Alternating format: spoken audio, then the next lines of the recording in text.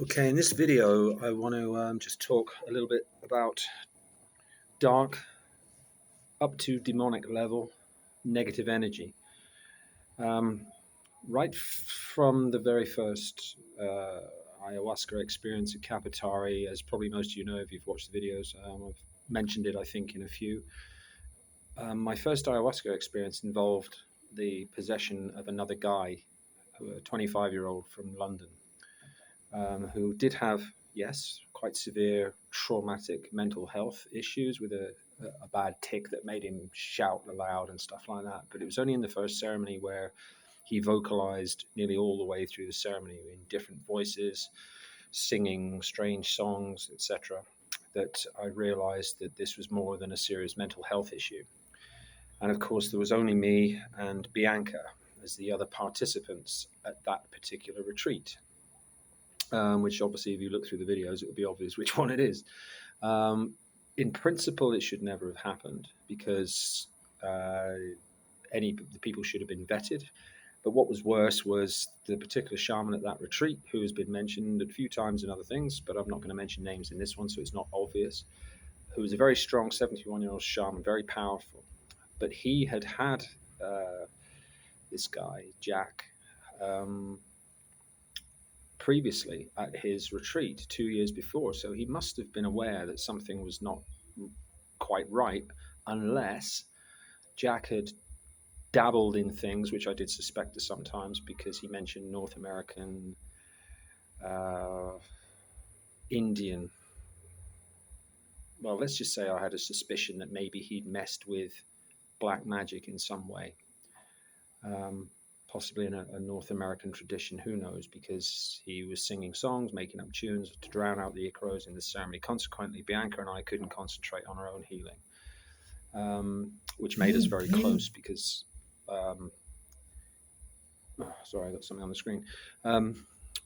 It made us very close because we had to wonder why her, why me, going through this experience. Now I see a much bigger picture. It's part of learning of the ayahuasca path, and provided you become more and more pure, there's nothing that you should be worried about because you should be able to deal with these entities because they're real. Now, I want to clarify really importantly that what's shown in horror movies, which I described when I told the story about the story that Santiago told me about his worst, one of his crazy experiences with demonic forces, which was the woman that I failed to mention at the end of that video. So I'll clear that up first, that the probable reason she was that badly possessed or owned by that demon was she was involved back in the States in sort of elite class satanic sexual rituals. Now, when Santiago describes the face change thing, like I said, you can see, it's common in horror movies and stuff. I don't believe that that's real as far as the physical changes in that person because it would just be too damaging for the physical body. What I believe is happening there is the strong demonic energy, when they're that strong, it has the ability to effectively cause hallucinations in the minds of other people. Because that's what, in my view, which I describe as negative energy is a form of a parasite. And I was given the idea of this probably after the second ceremony, discussing it with the facilitator there and Bianca by then, because she'd realized after the second ceremony that that was the case too. And her mortal fear was demonic energy after incidents that she'd had back in Italy, even though she's non-Catholic, not a practicing Catholic. Growing up in that environment, she had had an incident as a young girl of demonic forces and stuff.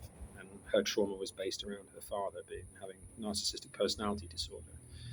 So she came to heal that. Unfortunately, well, ayahuasca, as you know the saying by now, ayahuasca shows you what you need, not what you want. So for whatever reason back then, just to be shown what we needed, we were given the situation, put on this particular path at that first retreat. Now, that's quite rare, obviously. I mean, generally speaking, demonic possessions in any plant medicine ceremonies are pretty rare. Although the longer you go on the journey, if you talk to shamans who obviously may have been practicing for decades, they will have come across multiple aspects of this in one form or another, sooner or later, as part of their own shamanic journey, no doubt. So what I want to clarify here is that process of how it affects people, because this, I think, was a really big missed opportunity or missed insight by David Icke, with the meaning of his shape-shifting lizards, which is obviously, that's what he gets totally ridiculed for, but he's never managed to extricate himself from that position. And even when he appears on TV, still they bring it up because it's an easy way to shut him up and silence him and just say, oh, so you believe the queen is a shape-shifting lizard. Of course, it's completely insane. But what I believe is happening for people who are in the right environment with specifically badly affected people is that demonic energy. Not only is it controlling the minds of the people that it controls, that it infects, but when it's strong enough, it can affect people around it to be able to see that.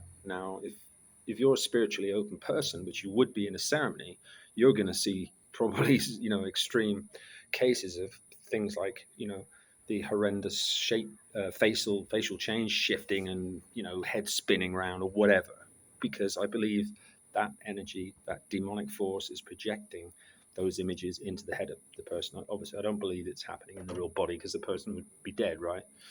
Head spinning around 360 degrees, it would break their neck. But the seriousness of it is, once I've been here long enough and been to a few of, like say from after the temple, the second retreat, and then doing dietas with a lot of time to think and meeting people who come fresh from the West with, again, incorrect presumptions about what ayahuasca and other plant medicines are and how they work, as did I when I first came. But I was kind of given the idea, I think probably after the second ceremony at Kapatari, as a way to view these entities as there are valid beings created as part of nature.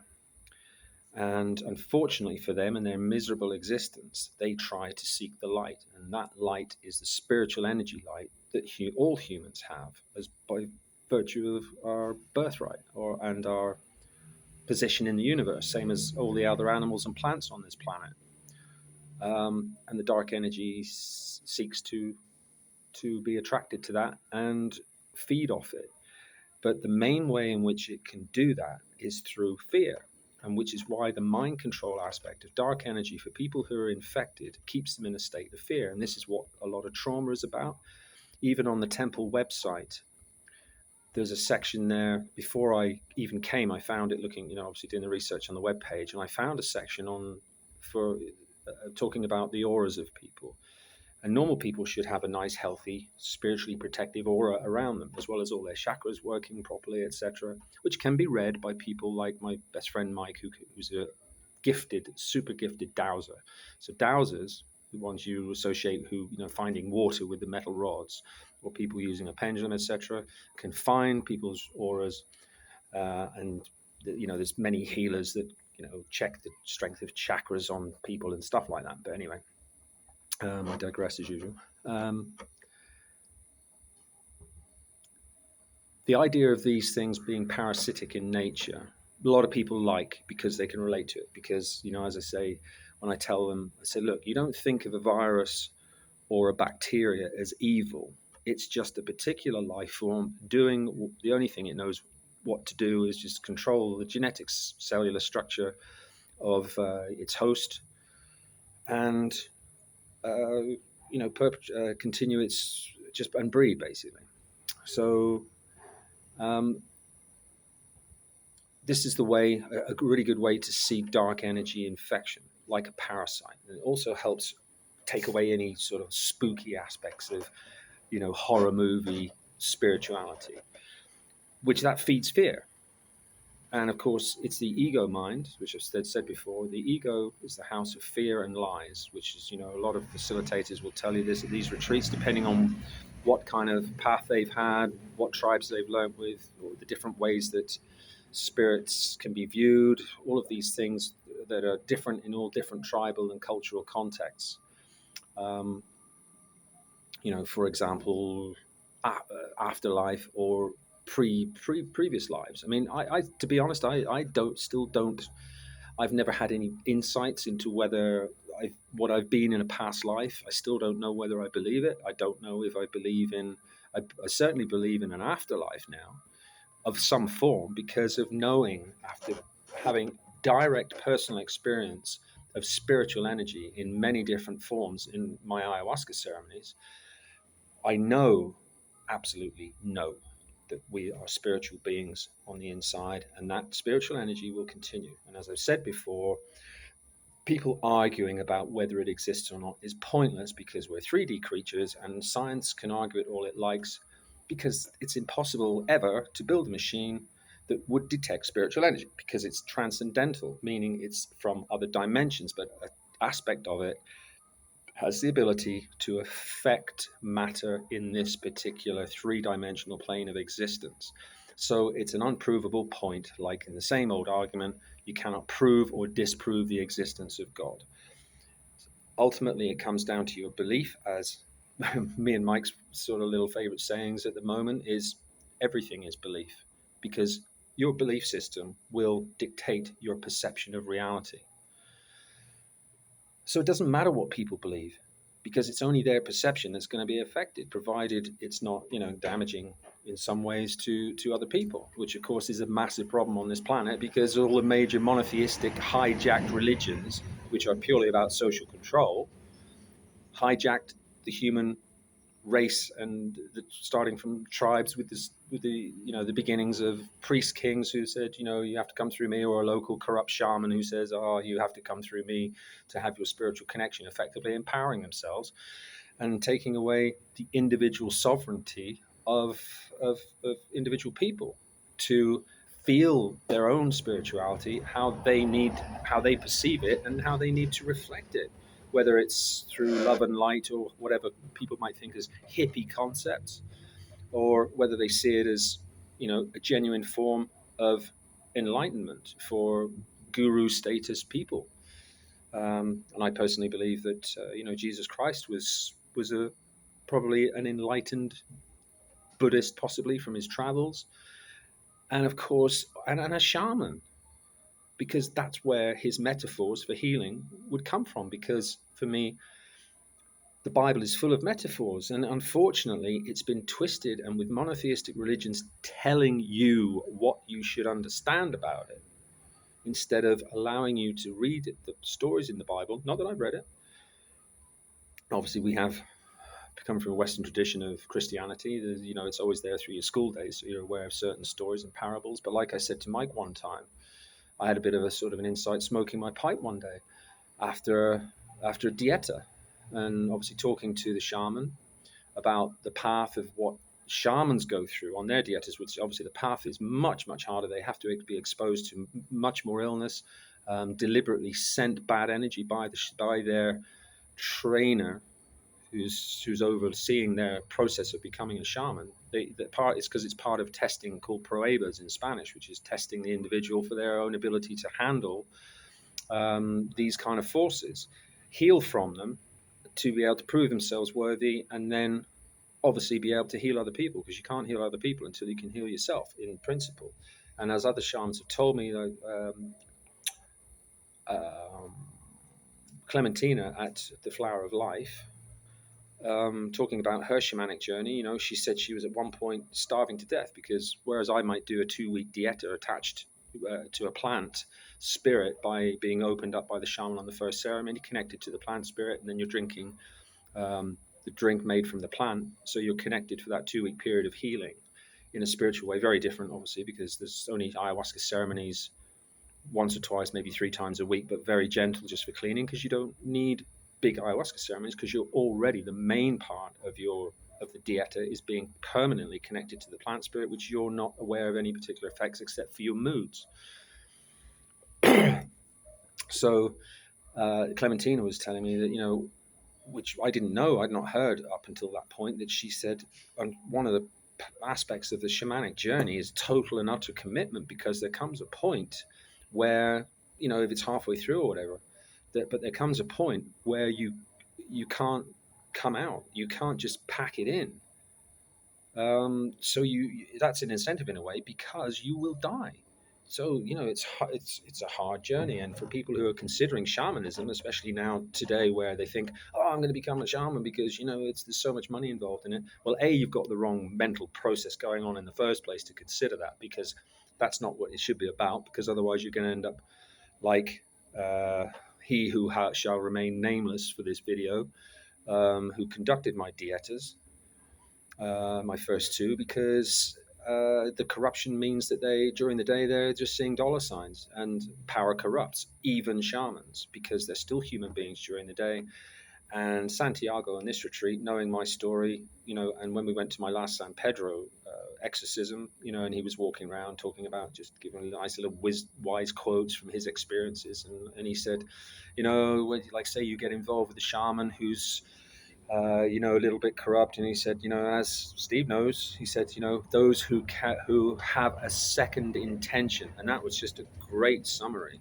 So, in other words, if you have private work on a one-to-one basis with a shaman who's working privately outside of, say, their normal retreat work, where obviously they're employed with a contract and they have to do their job, which they do very well. I'm not knocking that side of it, because at the end of the day, they're still shamans and they're still very powerful in some cases, or most cases, you'd hope.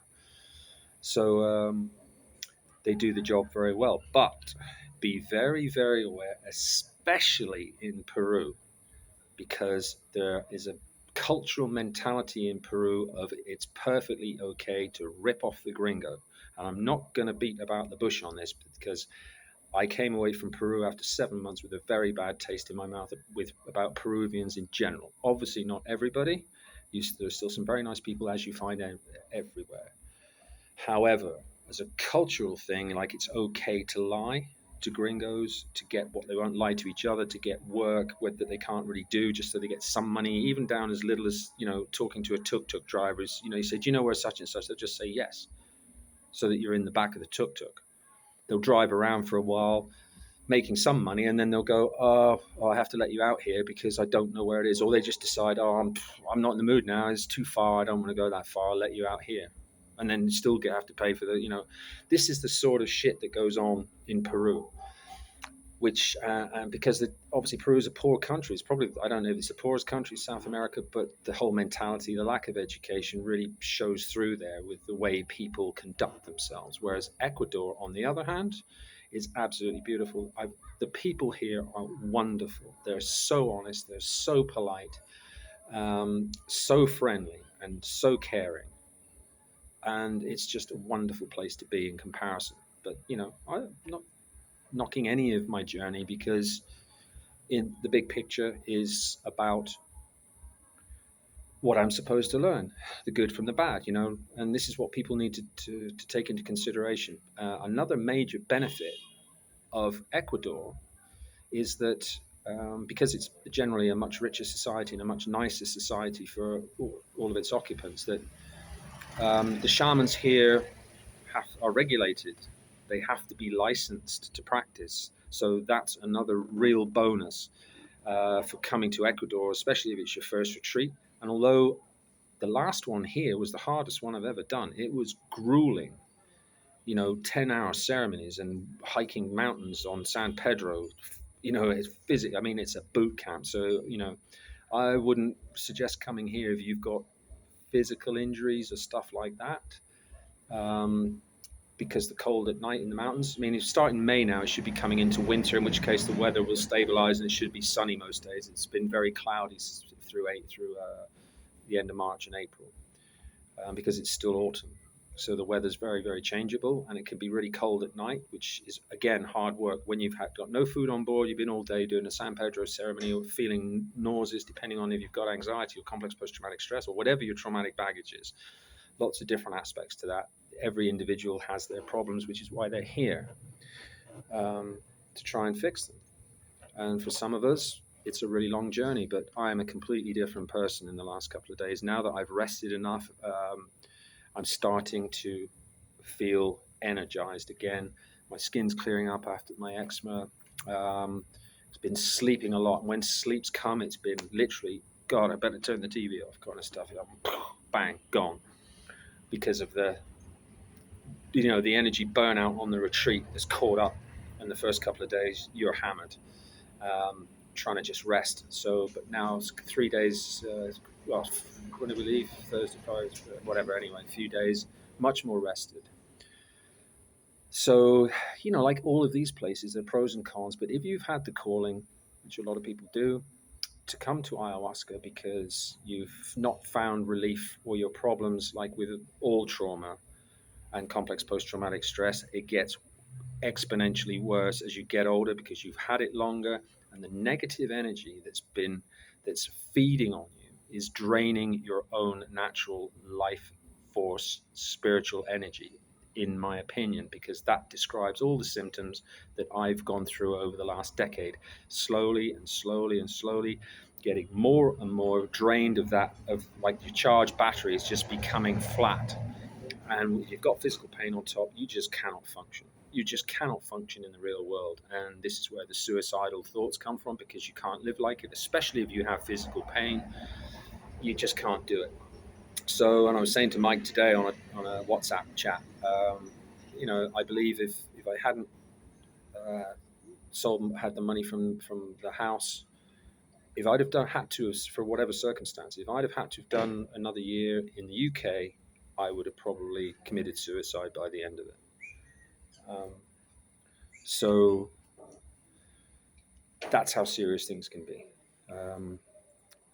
And then obviously I'm saved by the introduction to earth energy with Mike, finding out that he could dowse. And then we did a lot of experiments, read books on dowsing, and that is a spiritual aspect. That was my sort of first experience as an introduction to the possibility of the reality of spiritual side of life.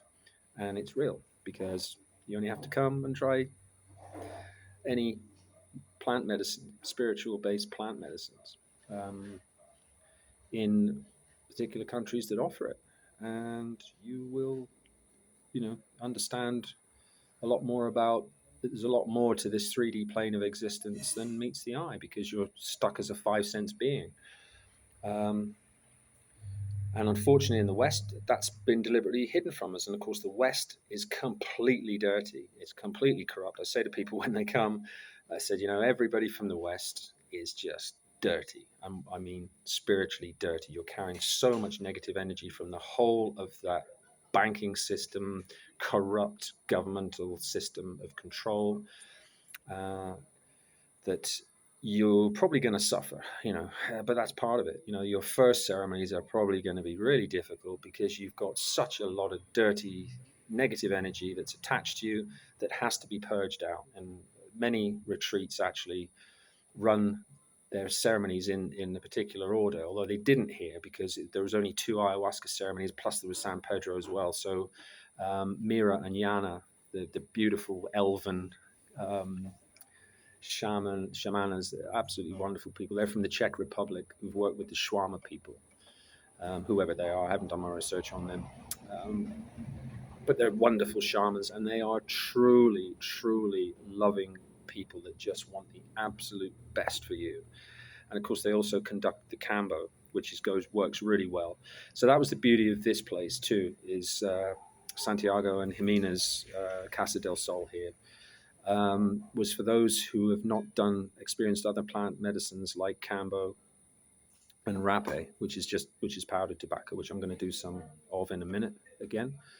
I haven't had any today, so it'll be my first one for the evening. In retrospect, I'd like to say, if I didn't know that my path was actually kind of paved for me by Mama Ayahuasca in many ways, always having sooner or later the next step in the path by either meeting somebody, even if it's for a bad experience or relatively seemingly negative experience at the time, like my dietas with he who shall remain nameless from the specific retreat, privately, learning that, again, it's really important, because now I'm in a position to warn people about some aspects of the various shamans in Peru, specifically, because that's my experience. And obviously, being able to see through positive but misleading PR by certain retreats. We work with the beautiful Shipibo people. Well, I'm pretty sure that a lot of the Shipibo people are very beautiful, but the bulk of the ones I've met haven't been, and they're very cold. They're disinterested because it's more of a Peruvian day to day thinking about the money, which is unnecessary because they get paid pretty well, especially by Peruvian standards. But again, as Santiago said, even for a shaman, power corrupts if they are that weak and that easily corruptible. So, and this really disturbed me in my early days of coming out of those retreats, which is why he ripped me off $1,200, because I was happy to get out the second week of the second dieta and I prepaid for the third. But of course, I didn't go back. I was glad to get out because they have the ability to use this, have to put second intentions during the ayahuasca ceremony, like, oh, give me money or buy me this tomorrow. And you might think it's all just part, especially in your ayahuasca openness, feeling generous and just in a really nice space. It's like, I'll buy him this drill or whatever. He needs it to, drill his pipes to make money when to sell to, at the end of the retreats for people to take knickknacks at home. And then, they're selling they're selling pipes for like 150 soles when you can buy it for 20 soles in the Belen market in Iquitos. This is, so that again, and it's not just, oh, well, they need the money. No, it's not, because it's just about blatant rip-off, and just taking the piss out of the situation when people have already paid a massive amount of money to do their retreats in many cases. Some of them are not cheap. I mean, the Temple of Light, I last heard, has now upped its price from $2,700 per person for 12 nights, 6 ceremonies. No other medicines available, to $3,000 US dollars per person for 12 days. It's a lot of money. They're turning over $70,000 every 2 weeks. It's about 1.7 million a year. And I was told, I don't know how true it is, but the shamans who work there are paid, what was it? I think it was about 5,000 soles every 2 weeks, which is over 1,000. That's about $1,500, or probably more than that. I probably got the figure wrong, but it's by Peruvian standards, where the average wage is, well, for example, the manageress at the hotel in Mankara was paid 1,000 soles a month. That's like $250 a month, for being a bilingual manageress in a very popular hotel. So if these guys are earning, over $1,000 every 2 weeks, $2,000 a month, that's a lot of money, which is why they're building Malokas. But again, the greed. I'm going to build my own Maloka because I've seen what the big retreats, internationally run retreats, turn over. We can do that. Well, they can't, because they don't have the mentality or the education to understand that they're probably hijacking their own business model right from the word go, because it's based on greed. It's based on bad service, because they don't care about people. But this is my personal experience, and it's up to you to make what you will of it. And I certainly wouldn't say that don't go to these places. Especially, I mean, the temple was an excellent experience, very, very powerful. But it doesn't mean that the shamans who have the power to make those ceremonies what they are nice people. So just bear that in mind. They're still humans during the day, and depending on what kind of background they've had, or what kind of cultural mentality or general personality they had before they started their shamanic path, they can be corrupt. So, all I can suggest at this point is, when you're choosing a retreat, go onto iradvisor.org and read all the reviews. But the best way is personal recommendation. And that's why I don't mind giving my first personal recommendation, because all of the other retreats, except for Flower of Life, which was great, but the ones before that, in my view, like from Kapatari, Temple of Light, there are aspects that were, for me, negative, and that's all I'm going to say about it. Not the actual experience, but the people behind the scenes running it. And as somebody like me who's particularly moral, that really sticks in my craw because I don't see why it's necessary. And I've had these conversations with Mama Ayahuasca. But unfortunately, it's about the general corruptibility of people. So that's all I can suggest. Really, do either read the reviews or go on a personal recommendation. Um, so at the moment, I'm only in a position to recommend the Flower of Life. Nancy was a beautiful person. All her staff were great. The food was excellent.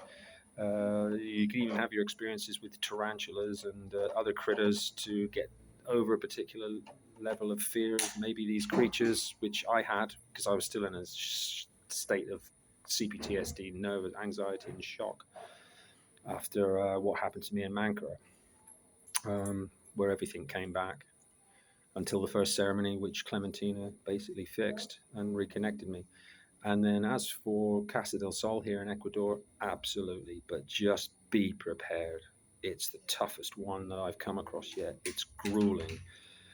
Said all the guys younger there, on their 30s or younger, yeah, they maybe 33 or below, they handled it really well, especially the height they fit. But it was extremely difficult for me with my back injuries and a bit of arthritis in my knee, the climbs, etc. Very grueling.